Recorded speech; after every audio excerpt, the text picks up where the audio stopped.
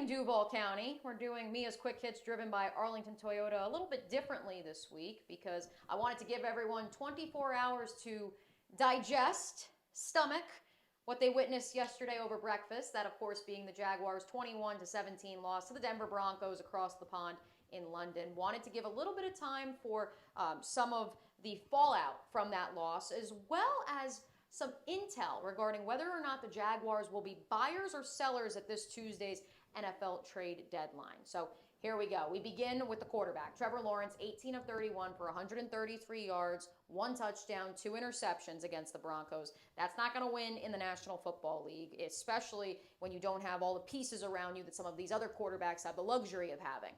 A lot of people have asked, when will Trevor Lawrence take ownership? When will he be the leader of this team and stop this 5-game losing streak? I can tell you this, he did go up to several members of the coaching staff and personnel and personally said to them that he needs to play better for them as the Jaguars were departing London.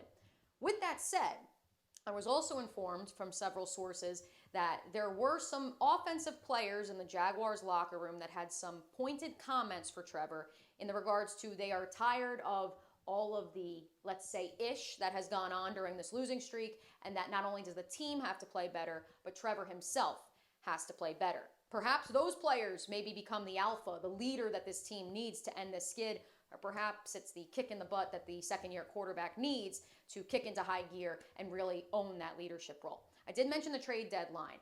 Obviously, the Jaguars at 2-6 would seem to make sense. They would be sellers. However, and this is a huge development for the Jaguars front office, I have been told by several sources that they are monitoring which pass catchers could be available by Tuesday's deadline, as well as going into this offseason. That's a huge development for an offense that is still lacking that X receiver that can stretch the field, that can be a possession receiver, and also can win individual matchups independent of scheme.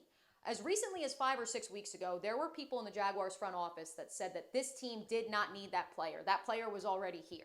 This is a huge development that this team is acknowledging that void and that they need to address it in the near future, if not the immediate future.